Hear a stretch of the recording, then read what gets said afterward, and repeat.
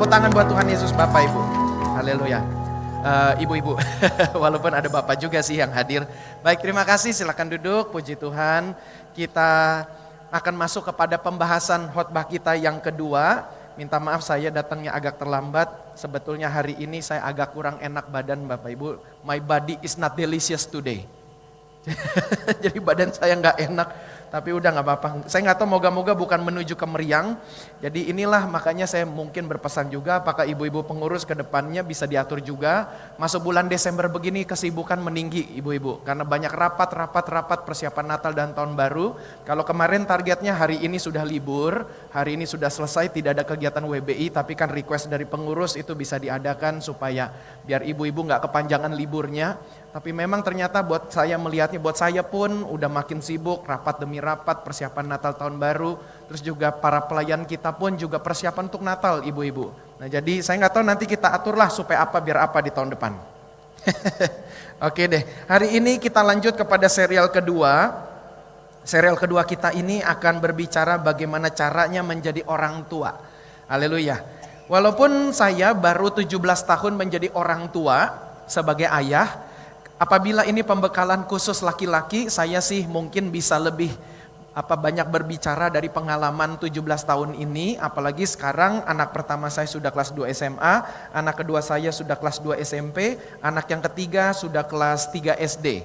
Jadi dengan kata lain dari 3 kelompok level pendidikan ini ada banyak pengalaman yang saya bisa rasakan dalam peran saya sebagai orang tua laki-laki. Tapi seumur hidup saya selama 17 tahun ini juga saya belum pernah dan tidak akan pernah menjadi orang tua perempuan. Saya tidak ada rencana ganti kelamin. Jadi saya akan tetap menjadi laki-laki sampai meninggal. Maka itu saya nggak tahu sebetulnya tugas perempuan karena saya tidak mengalami. Tetapi apa yang saya tahu saya bisa pelajari dari melihat istri saya. Contoh hari ini istri saya izin lagi tidak ikut ibadah wanita secara onsite. Tapi dia pantau secara online dari handphonenya. Dia lagi ngurus anak saya, anak kami, begitu. Jadi dia harus ngurus, itulah bagi tugasnya. Nanti kita akan bedah juga dari pembahasan kita bagaimana supaya para wanita bisa berbagi tugas, bisa berkolaborasi dengan baik dengan suami dalam membesarkan anak. Apalagi ibu-ibu zaman sekarang ini mesti dipahami.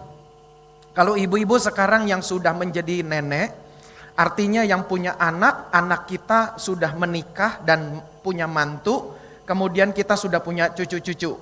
Maka ini satu penglihatan bagus yang saya lihat dari sisi kacamata keluarga-keluarga di levelnya saya. Keluarga-keluarga yang menikah, keluarga-keluarga yang lagi berjuang, keluarga-keluarga yang lagi berusaha untuk membesarkan anak, bahkan bukan sekedar membesarkan anak saja. Tantangan orang tua pada zaman sekarang nih yang buat supaya biar ibu-ibu di level nenek-nenek mengetahui anak-anak kita dan mantu-mantu kita untuk menjaga pernikahan bisa utuh saja, itu perjuangan keras. Untuk menjaga pernikahan utuh saja itu perjuangan keras. Saya yakin ini tidak berlebihan apabila saya katakan merawat bahtera pernikahan pada zaman sekarang ini lebih sulit daripada zaman dulu. Padahal keadaannya sama-sama saja, prinsip kehidupannya sama-sama saja. Alkitab tetap relevan, tetap berguna juga dalam setiap kondisi dan keadaan. Tetapi yang membuat sekarang ini lebih sulit adalah media sosial. Alat komunikasi yang jauh lebih modern dari zaman kita dulu. Waktu saya seumur anak-anak saya sekarang, berarti kurang lebih, berapa ya? Anggaplah kalau saya sudah 46, berarti 30 tahun yang lalu. Untuk saya bisa menelpon teman, atau misalnya dulu waktu saya pacaran, mau telepon pacar, saya mesti pakai telepon rumah. Dan telepon rumahnya itu, ibu-ibu masih tahu kan yang diputar begitu? Diputar begitu? Kalau sudah lebih modern sedikit dipencet. Mulai berubah dipencet. Tapi masalahnya digembok. Yang ketawa pasti pernah mengalami gembok teleponnya karena anaknya sering pakai. Sampai kami anak-anak, nih sampai saya buka ya rahasianya ya. Lalu kami menemukan cara dengan kawat. Kalau yang pencet begitu lebih gampang daripada yang putar. Kalau yang putar tuh udah susah. Tapi kalau yang kawat, kalau dipencet, pakai kawat masih bisa tuh, dinyelipin, pencet satu. Memang lama tuh pencet nomor. Apalagi salah, ya salah, ngulang lagi, matiin dulu, tek, ngulang lagi. Jadi kalau dulu mau nelfon pacar, mau nelfon temen, mau janjian pergi keluar olahraga, mau pergi keluar main basket, mau pergi keluar main sepeda, mesti telepon temen dulu, wah nggak gampang. Tapi zaman sekarang anak-anak muda mau telepon temennya, betapa mudahnya dari handphone. Sehingga dulu ketika mau berkomunikasi itu sulit, sekarang mau berkomunikasi sangat gampang. Dan lucunya anak-anak kita ini, buat level keluarga seperti saya, lucunya anak-anak kita ini, mama papanya WhatsApp, balesnya lama. Tapi kalau dia WhatsApp sama temennya, cepat. Dan anak-anak zaman sekarang, mereka main game di handphone, mereka lagi pegang handphone loh, main game. Tapi entah kenapa mujizat terjadi waktu kita telepon kagak diangkat. Padahal dia lagi main game di handphone loh, lagi main begini kan. Handphone dipegang, pasti ada notifikasi masuk.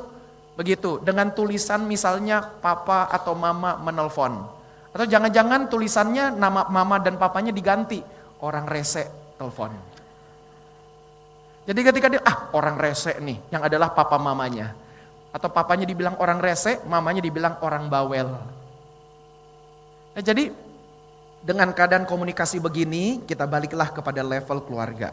Karena pembahasannya orang tua. Nah, dalam menjaga rumah tangga saja nih suami dan istri, kenapa tidak mudah seperti zaman dulu? Karena gara-gara alat komunikasi perselingkuhan terjadi. Contoh, interaksi kita dengan banyak lawan jenis bisa terjadi di grup WhatsApp dari grup orang tua murid dari anak-anak kita punya sekolah. Anak kita yang pertama punya WhatsApp group dengan orang tua yang lain. Anak yang kedua punya WhatsApp group dengan orang tua lain lagi. Yang ketiga juga begitu, apalagi punya anak 12. Nah jadi 3 anak saja, saya sih bilang sama istri, aku gak mau gabung karena pasti aku gak akan pernah baca. Ya istrilah yang mengcovernya. Maka istri saya minimal punya 3 WhatsApp group tuh. Di mana grup yang pertama itu dengan anak yang pertama, grup yang kedua dengan teman-teman orang tua anak kedua, grup ketiga dengan teman-teman orang tua anak ketiga. Belum lagi itu grup isinya para orang tua dan gurunya. Lalu para orang tua bikin grup lagi yang gak ada gurunya.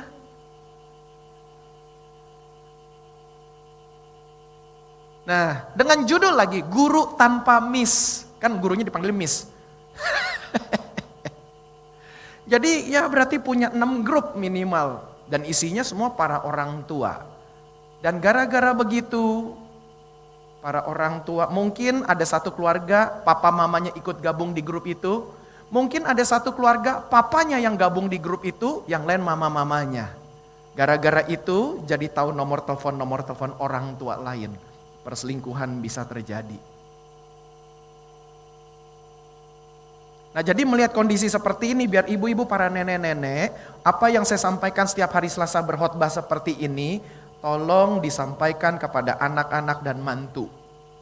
Supaya mereka benar-benar jaga rumah tangga. Dan saya mau supaya ibu-ibu, waktu nanti kita menutup mata, waktu kita check out dari dunia ini, kita bisa check out dengan happy. Kenapa happy? Anak-anak dan mantu masih utuh, semua juga rumah tangga, cucu-cucu juga baik semuanya. Tepuk tangan dulu buat hal itu deh, biar kita mimpi seperti itu. Makanya setiap Selasa seperti ini kalau saya masih sakitnya seperti ini, saya prediksi saya sudah makan obat pusing. Saya tahu ini udah mulai membaik. Tapi kalau saya tahu saya udah gak bisa makin membaik, saya pasti udah minta tolong orang lain deh. Tolong khotbah dulu cover saya. Tapi intinya adalah saya sengaja atur waktu seperti ini, relakan waktu, energi, semua saya curahkan untuk bisa siapkan ibu-ibu. Supaya tugas saya sebagai gembala, ibu-ibu bisa mempunyai iman 3 generasi. Waduh itu udah paling keren deh. Buat apa punya harta banyak tapi kalau iman 3 generasi tidak tercapai. Gitu. Tinggal nanti waktu kita dikubur di peti mati kita, tetangga-tetangga pada datang saling bisik-bisik. Ya bagus sih peti matinya harganya 1 miliar. Bagus sih kuburannya mantap di lokasi yang mewah. Bagus sih dan segala macam. Tapi sayang keluarganya, anak-anak dan cucu-cucunya gak utuh. Belum lagi yang satu lagi bisik tuh, lihat tuh. peti matinya boleh keren, tapi lihat nggak cucu-cucunya pada nggak datang di penguburan. Tuh lihat tuh mantunya nggak datang tuh di kuburan. Nah, jadi kerinduan saya supaya ibu-ibu yang terkasih, mulai dari sekarang sampai nanti kita menutup mata, ini semuanya bisa berhasil. Nah itu tuh targetnya, oke? Nah maka itu kita akan belajar bagaimana caranya menjadi orang tua, dan saya rindu supaya ibu-ibu bisa bagikan ini juga kepada orang-orang, apalagi buat keluarga-keluarga muda, biar khotbah hari ini semakin melengkapi kita semuanya, puji Tuhan. Jadi 3 posisi wanita diberkati untuk memberkati. Yang kedua adalah sebagai orang tua. Jadi wanita punya peran sebagai orang tua. Selasa kemarin kita sudah bahas wanita sebagai anak. Jadi wanita sebagai anak itu tugasnya apa saja. Sekarang wanita sebagai orang tua tugasnya apa saja. Minggu depan, Selasa depan, tugas wanita sebagai nenek. Nah kita akan dalami orang tua terlebih dahulu untuk hari ini. Memang tuntutan yang diberikan kepada wanita yang menjadi orang tua itu memang gak mudah. Para wanita yang menjadi orang tua, para wanita yang menjadi mama, tuntutannya contoh, harus cakap mengajar anaknya laki-laki. Padahal mama bukan laki-laki, mama tidak pernah jadi laki-laki. Satu-satunya laki-laki yang mama pernah lihat sewaktu mamanya masih kecil adalah papanya. Kalau papanya itu baik, mamanya, kalau papanya itu baik, yang wanita ini yang menjadi mama tadi, ini dia lihat papanya baik, punya gambaran bagaimana menjadi pria yang baik seperti apa. Tapi bayangkan kalau keluarga itu tidak utuh, papanya nggak ada, papanya lari waktu dia kecil, atau bahkan mungkin contoh papanya juga di dalam rumah tangganya abusive, keras, selalu main tangan sama mamanya digebukin. Jadi anak laki-laki ini ketika besar melihat papanya seperti itu, terekam tuh. Oh, begitu caranya jadi laki-laki. Laki-laki boleh gaplok istri. Terus kalau dia anak perempuan, dia lihat papanya galak sama mamanya. Oh, begitu toh kalau punya suami. Makanya ini terjadi di negara-negara barat. Makanya banyak laki-laki gak mau cari laki-laki. Karena lihat mamanya dulu waktu di rumah, mamanya ngelawan, gak hormat sama papanya. Mamanya selalu marah-marah sama papanya. Jadi terekam di sini dia berkata, oh perempuan begitu toh. Makanya dia berkata, kalau gitu nanti aku gak mau kawin sama perempuan, aku mau kawin sama laki-laki aja. Itu terjadi di Amerika. Nah makanya melihat seperti ini, dengan adanya internet zaman sekarang, dengan film-film juga yang sudah mulai disisipkan hal-hal seperti ini sedang dilaksanakan oleh setan, supaya keluarga-keluarga Kristen makin banyak bombardirnya, supaya keluarga Kristen makin tipis pengenalan akan firman Tuhan. Nah makanya supaya biar tugas saya untuk setidaknya membekali kita semua para ibu-ibu di Jemaat GB Morsaron, dan ini juga online, ya saya berharap supaya khotbah saya ini bisa nyampe kemana-mana dan banyak orang bisa belajar dari firman Tuhan.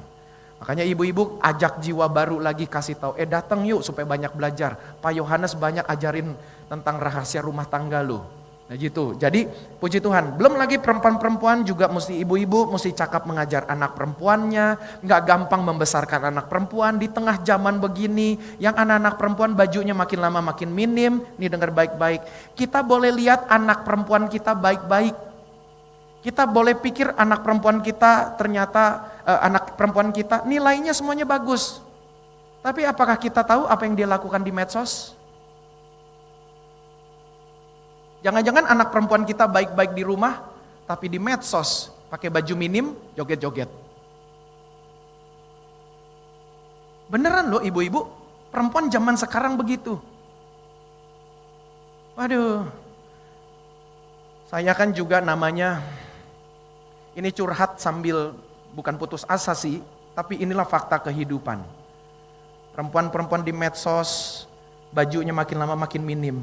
Dan lucunya lagi, baju makin minim, harganya makin mahal.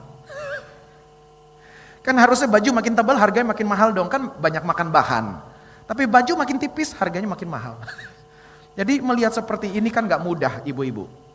Bagaimana saya membesarkan anak-anak saya juga untuk menjaga kekudusan mata juga gak mudah kan. Kita pergi yuk, kita ke mall yuk, makan rame-rame.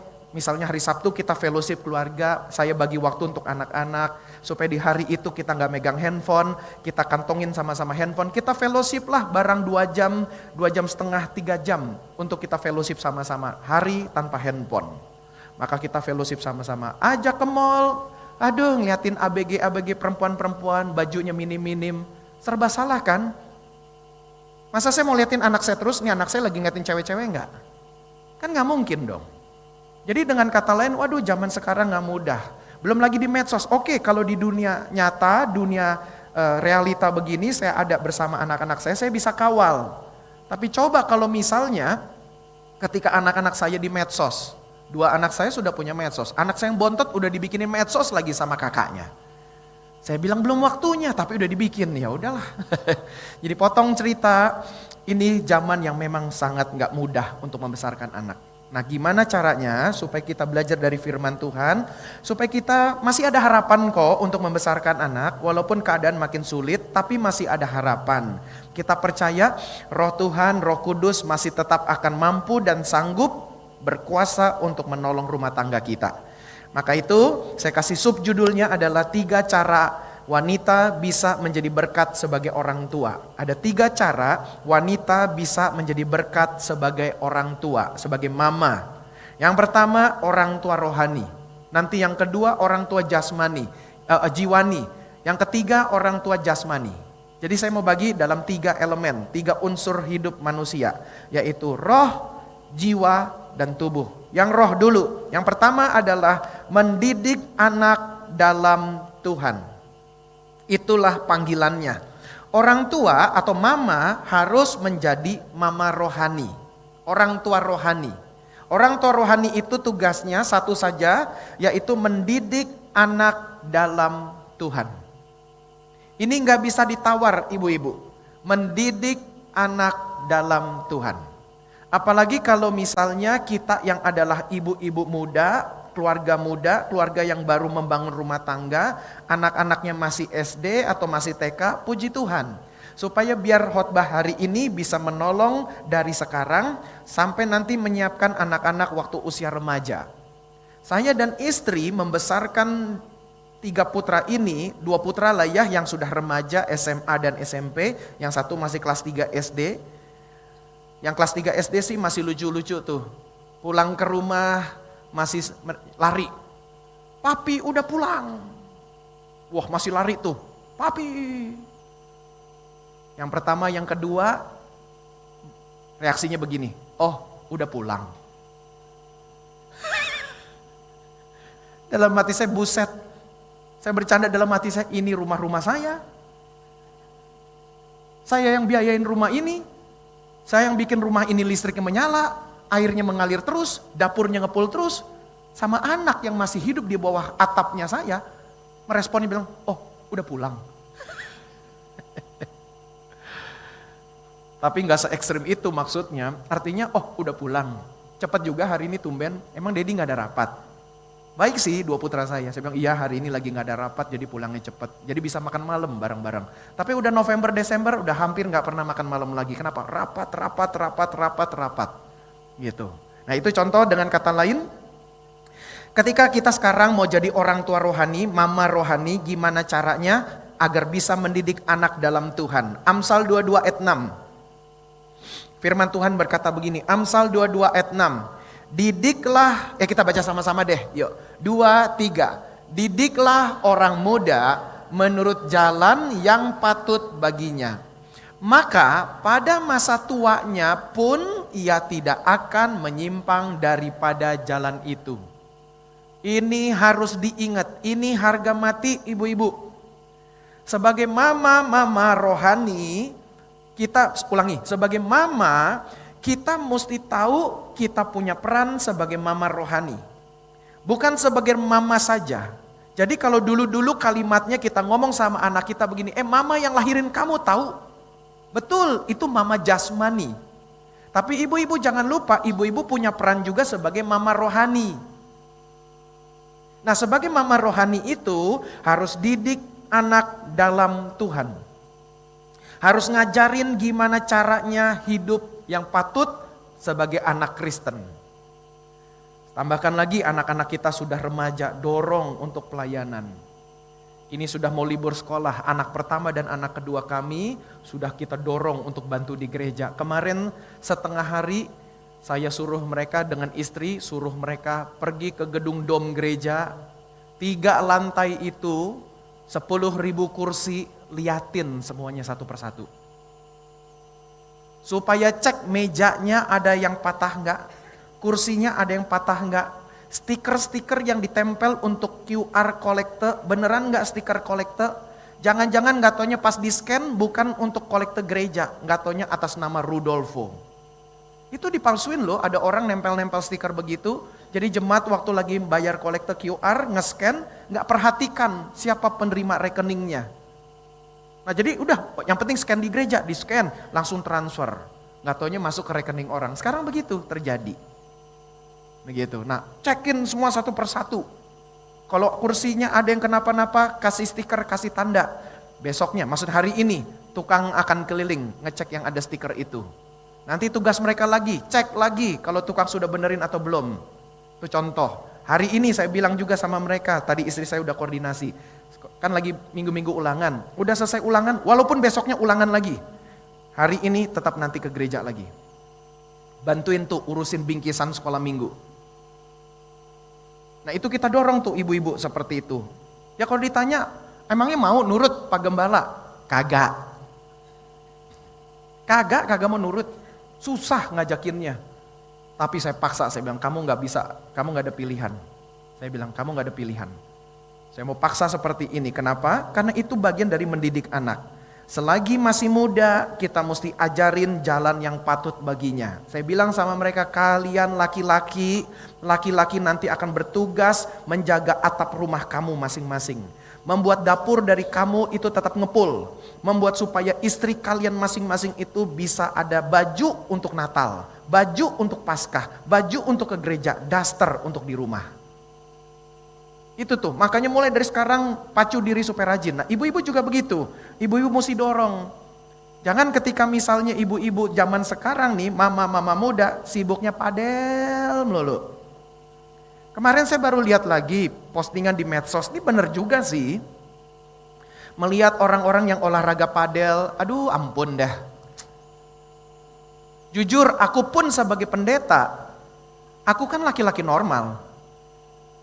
Kalau saya olahraga padel juga ikutan, kita bisa jatuh dosa di mata loh. Olahraga padel itu ya ibu-ibu maaf ya, perempuannya udah pakai seperti, mau ngomong cuman, udah ini bukan pornografi ya. Pakai yang namanya sport bra, BH olahraga. Jadi bajunya begitu. Terus gimana dong kalau kita mau olahraga? Saya kan laki-laki normal. Nah, jadi dengan kata lain, waduh, makanya perempuan-perempuan sekarang pada sibuk padel semua. Ini ngurusin anak gak sih? Pada sibuk medsos semua, ke salon, terus pedicure, manicure, ngurusin dari ujung rambut sampai ujung kaki. Ini kapan ngurus anak ya? Jangan-jangan anaknya besar sama suster. Dan seperti di Amerika pernah dilakukan penelitian. Suster-suster dipanggil, babysitter dipanggil. Bukan di Amerika, mungkin di Singapura kali ya penelitian ini. Babysitter dikumpulin sama papa mamanya, terus diajukan pertanyaan. Mamanya ditanya sama si peneliti ini, siapa teman baik nama anakmu di sekolah? Waduh, gak tahu. Tapi berikutnya di ruangan terpisah, babysitternya ditanya, siapa nama teman baik anaknya di sekolah? Dia sebut Rudolfo. Lalu anaknya di ruangan yang lain lagi, di ruangan yang ketiga, ditanya, siapa nama teman baikmu? Rudolfo. Sedih gak ibu-ibu? Babysitter lebih tahu anak kita daripada mama. Apa makanan favorit kamu? Mamanya bilang, nasi goreng. Babysitternya bilang, mie goreng. Di ruangan satu lagi anaknya bilang, mie goreng. Apa warna baju kesukaan kamu? Mamanya, biru. Susternya bilang, warna kuning. Anaknya bilang, kuning. Mamanya sibuk medsos terus. Mamanya sibuk ngurus badannya sendiri. Waduh, keadaan seperti ini ibu-ibu, ini semua karena media sosial. Makanya gak main-main. Jadi kalau nanti kumpul keluarga acara Natal, galak-galaklah sama anak. Galak-galaklah sama mantu. Demi masa depan mereka. Demi masa depan cucu-cucu. Supaya ibu-ibu waktu tutup mata nanti, anak-anak kita tetap utuh pernikahannya. Jangan sampai nanti kita udah, saya bukan menubuatkan ya, namanya kita makin tua makin gampang sakit, kayak saya udah makin gampang juga sakit, udah gak sekuat dulu lagi. Nanti jangan sampai kita udah tua, kita juga udah sakit-sakitan, tambah lagi udah sakit fisik, tambah lagi sakit jiwa. Maksud jiwa kita tuh jadi sakit, kenapa? Dengar anak kita mau cerai sama mantu kita. Dengar mantu kita udah gak pulang-pulang ke rumah lagi. Dengar mantu kita udah gak nafkahin anak kita yang perempuan lagi. Dengar mantu kita sudah punya selingkuhan. Waduh. Makanya mulai dari sekarang kita bimbing anak-anak kita. Natal akan segera tiba, mau acara-acara keluarga. Jangan acara keluarga cuma senang-senang doang. Kumpulin cucu sini semua cucu. Sini opung mau cerita. Dulu opung di kampung adalah wanita gadis tercantik. Yang gitu gak usah diceritain lagi. Dan sudah 10 kali Natal opung cerita begitu. Sampai cucu-cucu udah tahu, abis ini mau ceritakan sebagai gadis cantik kan? Iya, udah tahu ceritanya. Dalam perjalanan dari rumah masing-masing cucu-cucu kita, semobil dengan anak-anak dan mantu-mantu kita, cucu-cucu udah ngomong, "Ma, emang mesti ngumpul lagi ke rumah opung?" "Iya dong, kan kita kan harus tetap dong sayang sama opung." "Iya, tapi pasti akan cerita opung gadis tercantik." Udah dengerin aja ya, buka gigi aja dan buka kuping. Udah gak usah dipikirin, masuk kuping kanan, keluar kuping kiri. Tuh ya yang kami lakukan tuh. Jadi supaya ibu-ibu tahu begitu. Nah kali ini duduk kasih tahu begini. Opung mau cerita satu rahasia. Yang satu berbisik, iya rahasianya gadis tercantik kan. Gak taunya hari ini berubah. Memang opung dulu gadis tercantik di kampung itu. Tapi opung bisa tetap menjadi wanita yang cantik dalam rumah tangga. Tuh begitu ceritanya. Atau bisa juga bersaksi, dulu opung juga lakukan kesalahan, opung sibuk, opung gak ngurusin anak-anak. Di situ tinggal bilang, opung mau minta maaf, oma mau minta maaf. Itu kesempatannya loh ibu-ibu, ketemu anak cucu, mantu semuanya, tinggal bilang, mama mau minta maaf. Kalau dulu-dulu mama sibuk kerja, sekarang mama sudah pensiun. Mama mau minta maaf dulu, mama gak pernah perhatiin kamu. Anak kita pun yang sudah besar, kalau dengar kalimat itu percaya deh dengan saya, pemulihan bisa terjadi ibu-ibu. Supaya kalau anak kita pulih, dia akan pulihkan cucu kita loh. Supaya biar anak kita, tetap anak kita adalah anak. Dia akan tetap belajar dari kita. Ketika di hari tua kita minta maaf sama anak-anak kita, anak kita jadi belajar. Oh, mama saya minta maaf. Berarti saya boleh minta maaf dong ke anak saya. Jadi belajar tuh. Makanya kita yang pertama dulu didik anak dalam Tuhan. Jadi memang ayah bertugas untuk mencari nafkah dalam rumah tangga, tetapi ibu bertugas untuk mengajarkan mendidik anak. Karena ayah kan sibuk. Seperti contoh saya, November, Desember udah hampir gak pernah makan malam lagi, udah 2 bulan itu. Kenapa? Rapat terus di malam hari. Waduh, sampai anak saya yang bontot lebih polos jawabnya. Kadang-kadang dia telepon ke saya pakai telepon mamanya. Dedi gak pulang? Aduh renyuh loh hati saya. Dia tanya, Dedi gak pulang? Saya bilang, iya minta maaf Dedi harus rapat. Gitu. Kapan Dedi pulang? Ya nanti malam kali pas kamu sudah tidur, kita ketemu besok pagi. Tadi pagi pun walaupun sudah pusing kepala saya paksa diri nganterin anak-anak sekolah. Karena itu momen ketemu sama anak. Ngobrol dulu di jalanan. Tuh, pulang tidur lagi tadi saya supaya pusingnya hilang. Gak pusing juga pas bangun tadi, ya udah terpaksa makan obat. Nah dengan kata lain, itulah perjuangan keluarga-keluarga di ibu kota. Kenapa namanya ibu kota ya bukan bapak kota ya? Ya udahlah. Dengan kata lain, ibu juga berkewajiban mengajarkan iman Kristen kepada anak. Waduh gak gampang bawa anak-anak pergi ke gereja. Gak gampang bawa anak-anak pergi ke gereja. Termasuk anak-anak saya yang adalah anak-anak pendeta dan cucu-cucu pendeta. Aduh, bangunin untuk sekolah lebih gampang daripada bangunin untuk gereja. Benar, sama seperti keluarga yang ibu-ibu yang lain kok. Gitu. Nah itu tugasnya istri, bagaimana istri saya berjuang untuk bangunin anak-anak ke gereja, ingetin anak-anak baca Alkitab, setiap malam saya rapat, praktis anak-anak baca Alkitab dengan mamanya, papanya absen, gak ikutan baca Alkitab setiap malam. Saya sudah info sama mereka, maaf ya Dedi harus rapat tiap malam karena sudah mau Natal dan Tahun Baru. Gitu. Di jam kantor Dedi rapat sama orang-orang kantor, di jam luar kantor Dedi rapat dengan komisi-komisi yang lain. Waduh jadi rapat. Sampai saya bingung, ini pendeta, gembala kok banyak rapat daripada khotbah. Tapi gak apa-apa, itu kan bagian manajemen gereja. Nah dengan kata lain, istri, mama-mama, orang tua bertugas ajarkan iman Kristen kepada anak-anak. Kita punya anak laki-laki, kasih tahu, pilih mantu yang benar, pilih istri yang benar. Karena anak laki-laki nanti akan kerja, mantu perempuan akan besarkan anak-anak. Jadi kalau dapat mantu perempuan yang gak benar, ini gimana mau besarkan cucu kita nantinya? Tuh ibu-ibu, ya. Jadi dengan kata lain itu tugasnya ibu-ibu. Ajarkan anak-anak jalan Tuhan. Yang kedua, jadi orang tua jiwani. Sebagai orang tua juga bukan hanya melahirkan anak saja, tapi juga ada jiwanya.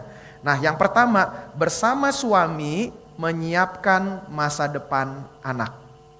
Itu tugasnya orang tua jiwani. Coba baca sama-sama, kebaca enggak? 2, 3, bersama suami menyiapkan masa depan anak. Kalimat ini saya renungkan benar-benar ibu-ibu.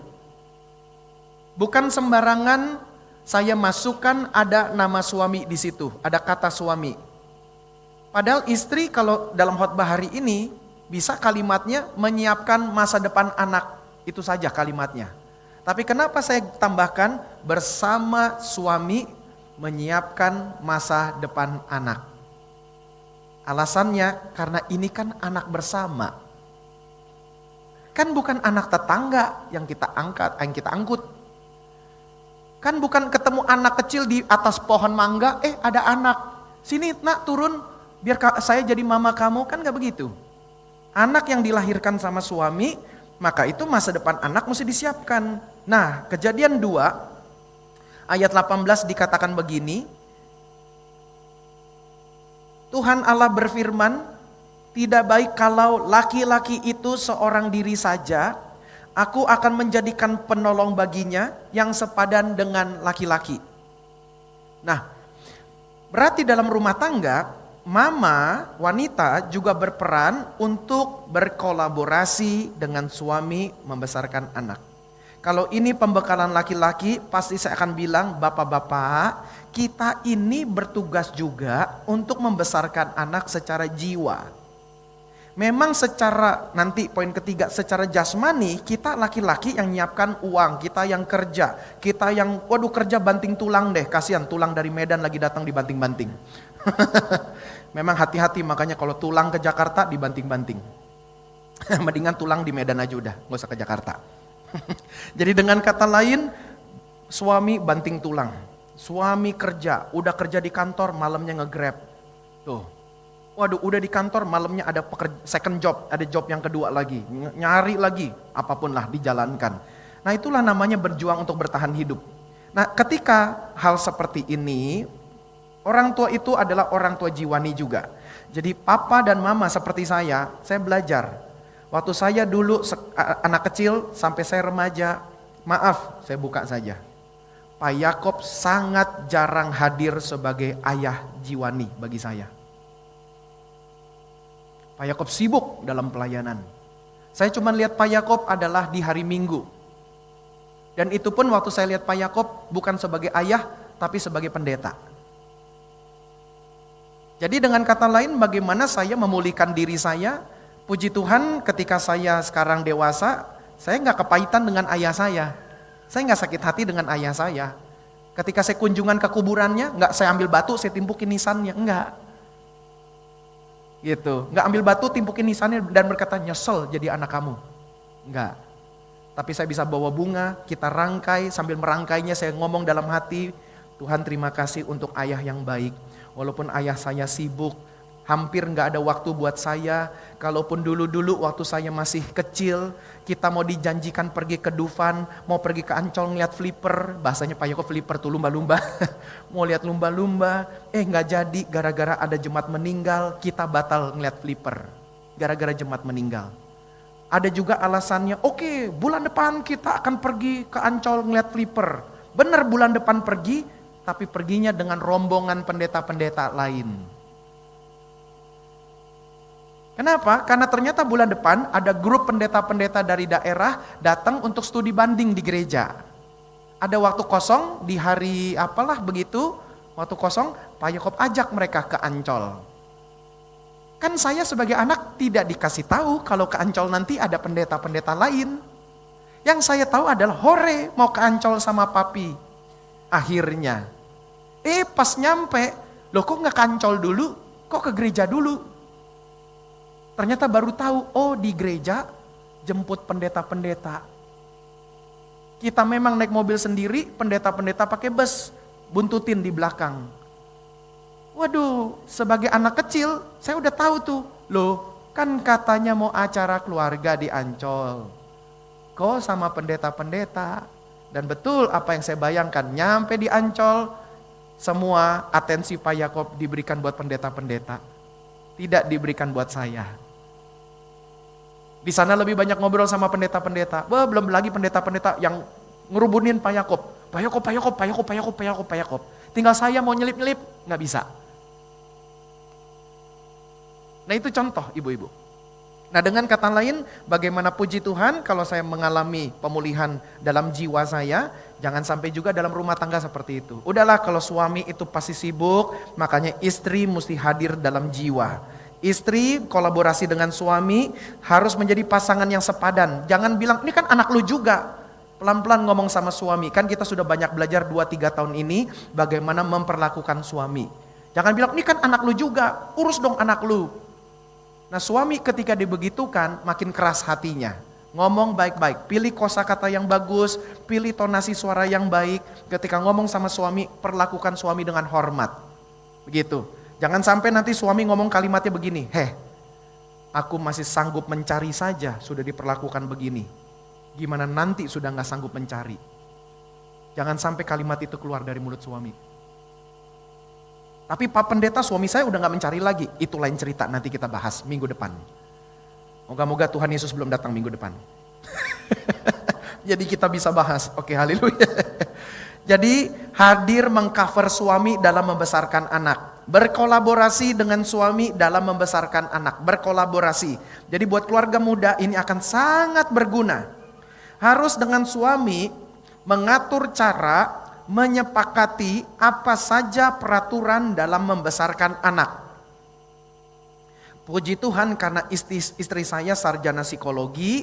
Dia ngerti belajar ilmu psikologi supaya dia bisa membantu saya dalam membesarkan anak, puji Tuhan. Makanya waktu kami menikah, walaupun belum ada kabar tentang kehamilan pertama buat istri saya, tapi kami kan berdua sudah berencana, yuk kita mau punya anak. Oke, tapi sudah mulai dipersiapkan. Nanti kalau kita punya anak, kita sepakati aturan bersama. Supaya ketika mama melarang, papa juga melarang. Mama menyetujui, papa juga menyetujui.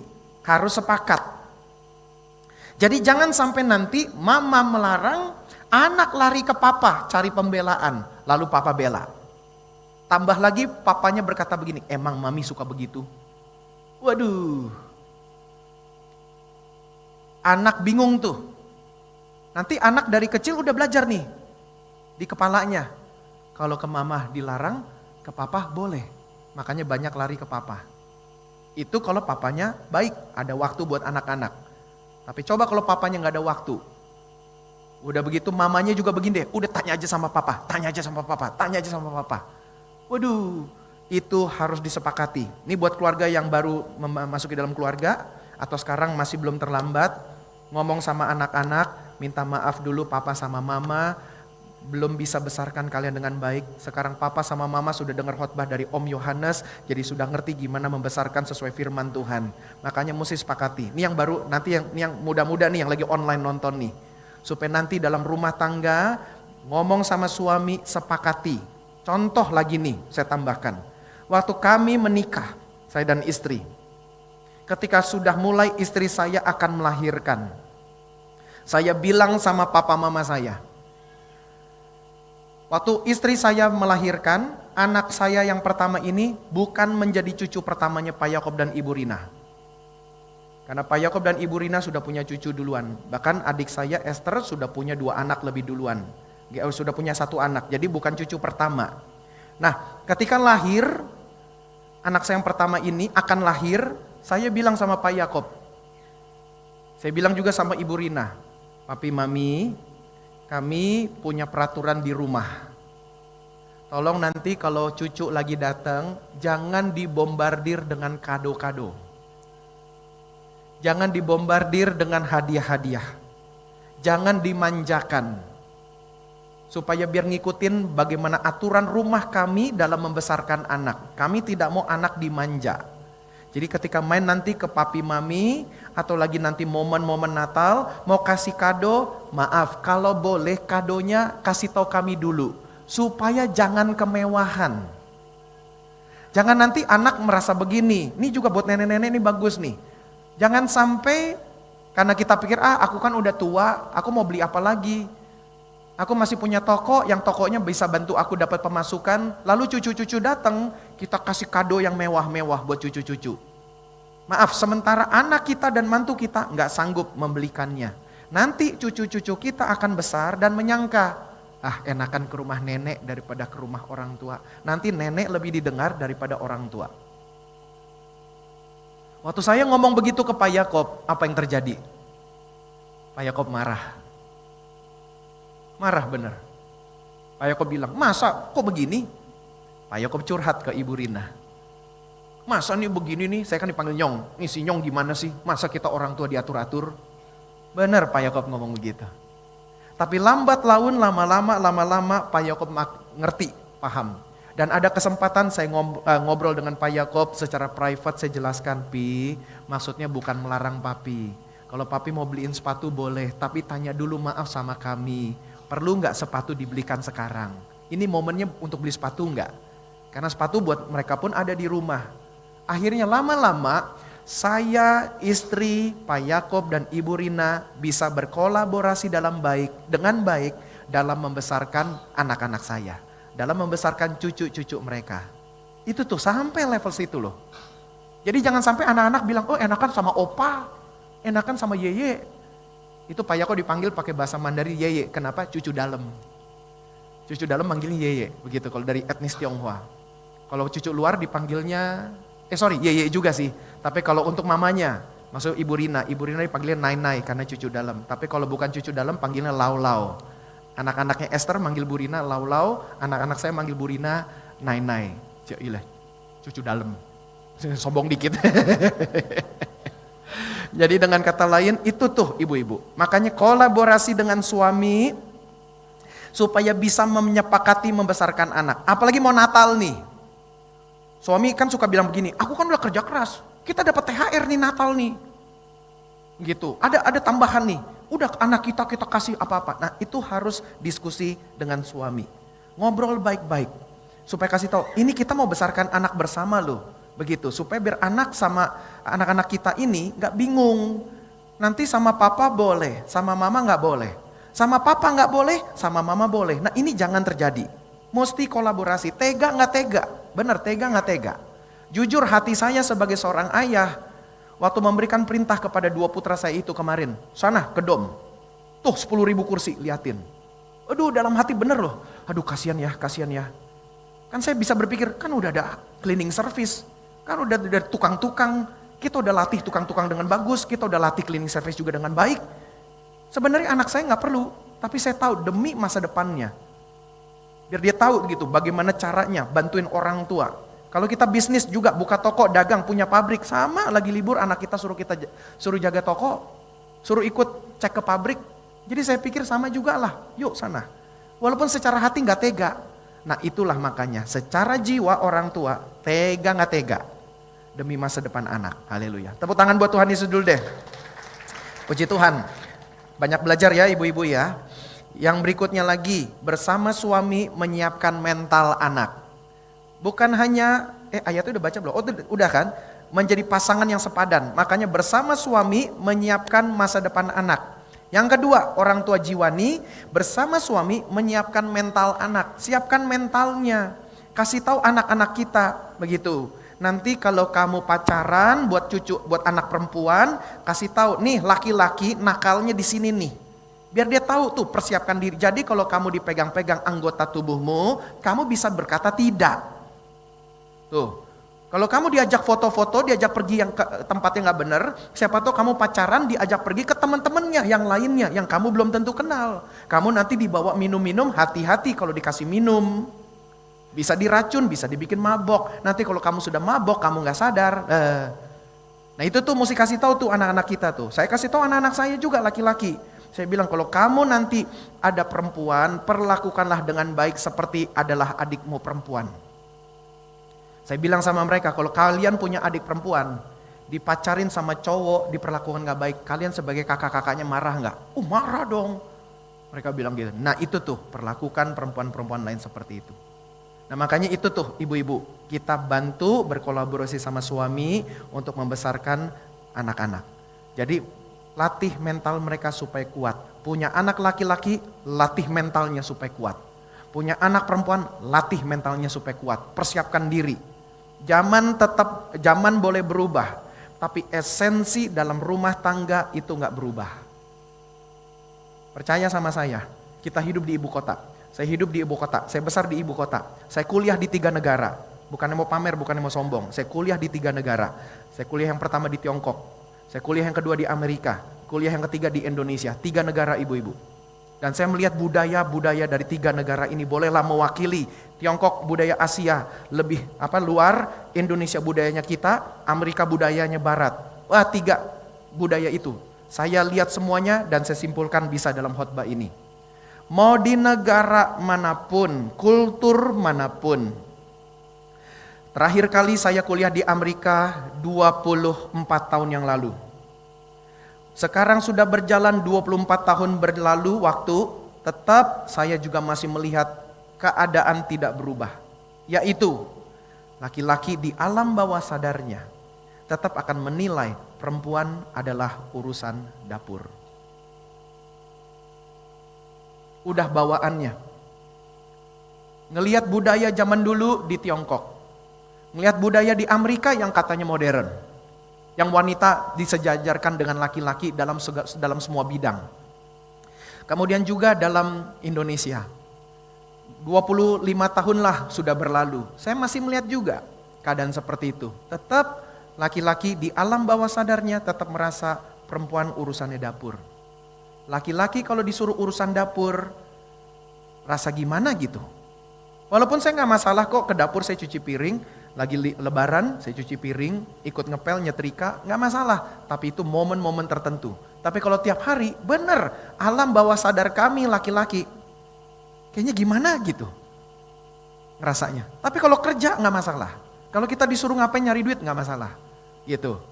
Nah jadi dengan kata lain melihat seperti itu, jiwanya laki-laki memang sudah diciptakan Tuhan seperti itu, jiwanya perempuan juga seperti itu. Ada bawaan dasarnya.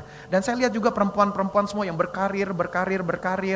Pada satu titik nanti dia merasa, iya ya, sebenarnya panggilan saya adalah menjadi ibu. Tuh, selama ini kan sekarang lagi zamannya child free nih. Apa itu child free? Gak punya anak dalam rumah tangga. Hidup di ibu kota tantangan gak mudah. Hidup di ibu kota gak murah. Jadi perempuan pun ikut bekerja. Gak masalah perempuan bekerja. Tapi jangan menunda untuk gak punya anak. Nih ya buat adik-adik ya yang baru menikah nih. Jangan child free. Karena nanti sampai satu titik udah umur 40-an. Baru ngerasa. Iya ya. Uang udah banyak. Karir udah bagus. Pulang ke rumah sendirian. Gak ada anak. Baru kerasa nanti. Nah jadi makanya ini bekal yang bagus lah khotbah hari ini untuk menolong semuanya. Jadi bersama suami siapkan mental anak. Haleluya. Yang terakhir, yang ketiga, orang tua jasmani. Boleh gak tepuk tangan dulu deh, biar intermezzo sedikit. Haleluya. Sampai poin kedua aja ibu-ibu banyak belajar ya. Haleluya.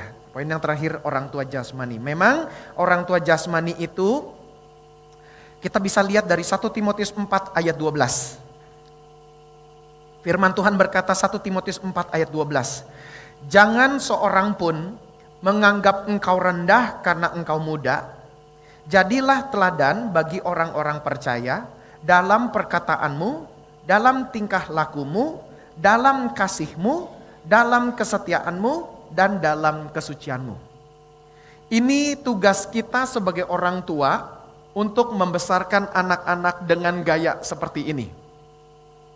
Jadi tugas mama mengawal anak-anak supaya anak-anak kita yang masih muda tidak diremehkan dan tidak direndahkan sama orang lain. Supaya anak-anak kita jadi teladan bagi orang-orang percaya dalam perkataan anak-anak kita, dalam tingkah laku anak-anak kita, dalam kasih anak-anak kita, dalam kesetiaan mereka, dalam kesucian mereka. Tuh, kita mesti besarkan mereka begitu. Nah, caranya gimana Pak Gembala supaya kita bisa praktekkan hal seperti ini? Secara jasmaniah sederhana saja, jadilah teladan bagi anak. Jadi teladan bagi anak, karena anak melihat, anak memperhatikan. Rumah tangga itu, papa dan mama, seperti ikan di dalam akuarium yang pakai kaca. Anak-anak ngeliatin semuanya. Papa bikin apa, mama bikin apa, itulah keteladanan dalam rumah tangga. Aduh memang di rumah saya pun gak gampang ibu-ibu, secara kedagingan pun aduh pengennya santai, pengennya tenang-tenang, pengennya udahlah gak ngapa-ngapain. Tapi saya tahu ada anak yang perhatikan, ada anak yang lihat. Saya mesti jadi teladan, apalagi saya laki-laki, 3 anak saya laki-laki, mereka akan lihat saya. Saya udah pernah bersaksikan, semua 3 anak saya dulu, apalagi yang bontot, ngikutin bagaimana cara saya sikat gigi. Walaupun mereka gak lihat, tapi mereka denger dari luar kamar mandi. Jadi kalau saya sikat gigi dulu tuh, membuang sisa busa di mulut, wah, cuh. Gak lama, kalau yang putra-putra kan udah mandi sendiri-sendiri, saya nggak terlalu nungguin. Tapi yang bontot, waktu saya nungguin dulu, dia ikutan juga. Dia nggak mau kalah dari bapaknya, lebih keras lagi dibunyiin. Wah, cuh. Saya bilang, yang keluar bukan cuman busanya doang, nanti jantung kamu pun ikut keluar. Saya bercanda. Akhirnya sesudah itu istri saya dengan enteng berkata, ngikutin bapaknya. Wah, sejak itu saya jadi tahu. Iya ya, hanya sikat gigi saja, simple, bisa ngikutin loh. Nah jadi ibu-ibu makanya biar kita jadi teladan, orang tua menjadi teladan dalam perkataan dan perbuatan agar anaknya tinggal meniru, tinggal ngikutin. Makanya semua perkataan tuh begitu tuh. Jadi ibu-ibu di rumah pun panggil suami dengan sebutan yang benar, jangan heh. Nanti anak-anak kita akan begitukan pasangannya, heh. Nanti jangan kaget di acara Natal besok, acara makan-makan keluarga, anak kita akan manggil mantu kita, Tuh, makanya ibu-ibu jadi teladan ya bagi anak-anak. Yang terakhir, menjaga penundukan diri kepada suami. Yang terakhir tuh, coba dimunculkan. Menjaga penundukan diri kepada suami. Ini keteladanan orang tua. Loh Pak Gembala, ini bukannya keteladanan sebagai istri? Yes. Tetapi juga penting sebagai orang tua. Kenapa saya namakan orang tua? Karena tugas ketika istri nunduk kepada suami, hormat kepada suami, inilah bentuk keteladanan kepada anak-anak. Seperti tadi di awal sudah saya katakan, ketika anak-anak melihat mamanya tidak hormat sama papanya, anak-anak jadi belajar. Yang perempuan jadi belajar begini, oh boleh suami dibentak-bentak. Oh boleh suami gak didengerin. Oh boleh suami dilawan. Mereka jadi belajar gitu. Yang laki-laki jadi belajar, oh perempuan caranya begitu toh. Oh perempuan caranya begitu toh. Nah makanya itu penting ibu-ibu. Jadi harapan saya, doa saya supaya biar khotbah hari ini dengan banyak contoh-contoh realita dalam kehidupan, ditambah dengan wejangan-wejangan dari firman Tuhan, doa saya rumah tangga kita, ibu-ibu sebagai orang tua bisa jadi baik. Masih ada harapan ibu-ibu, masih ada harapan. Jangan putus asa. Ya, coba ngomong sama-sama. Masih ada harapan. Momen Natal besok, keluarga kumpul, minta maaf saja sama anak-anak. Gitu. Anak-anak kita panggil, sini ke kamar mama. Ajak, sini ke kamar mama. Dari yang nomor 1 sampai nomor 12. Sini ke kamar mama. Peluk satu-satu bilang, mama mau minta maaf. Kalau selama ini mama gak menjadi contoh yang baik. Kalau selama ini mama berkata-kata kasar kepada papa. Kalau mama berkata-kata kasar kepada kamu, minta maaf sama mereka ibu-ibu. Jangan sungkan, demi masa depan kita sendiri kok. Kan targetnya kita mau tutup mata dengan tenang kan? Dan maaf loh ibu-ibu ya, ini juga sering kali terjadi. Dan menurut saya ini penting. Ibu-ibu yang di rumah yang suka ngomongin gereja. Ibu-ibu di rumah yang suka ngomongin pendeta. Mesti minta maaf sama anak-anak. Karena saya memperhatikan, orang tua di rumah yang suka ngomongin pendeta, yang suka ngomongin gereja, akhirnya anak-anak jadi anti sama gereja. Akhirnya anak-anak kita udah nikah, gak ke gereja kan? Alasannya apa? Kerja. Alasannya apa? Gak bisa, sibuk. Gak bisa, buka toko. Kita kasih nasihat, nak, kan buka toko, apa minggu gak bisa tutup sebentar untuk pergi ke gereja? Gak bisa. Saya telusuri kenapa kok anak-anak muda seperti itu ya. Ibu-ibu boleh hari Selasa ke gereja. Ibu-ibu hari Minggu boleh terlibat dalam pelayanan. Kemana anak-anak kita? Kemana mantu-mantu kita? Sibuk kerja. Makanya nanti Desember minta maaf sama anak-anak. Maaf dulu mama suka ngomongin Pak Yakob. Dulu maaf mama suka ngomongin Tante Rina. Dulu mama suka ngomongin tuh Om Yohanes, Pastor Yohanes. Supaya biar mereka gak benci sama gereja. Supaya biar mereka bisa ke gereja lagi ibu-ibu. Supaya biar mereka bisa bawa cucu-cucu ibu-ibu pergi ke gereja lagi. Jadi momen Natal, momen yang sangat bagus. Ya Tuhan rencanalah kita extend ibadah WBI sampai ke bulan Desember. Harusnya selesai nih. Harusnya khotbah ini gak disampaikan. Tapi puji Tuhan lah ada rencana Tuhan. Pasti pemulihan mau dihadirkan sama Tuhan dalam rumah tangga kita. Amin. Mari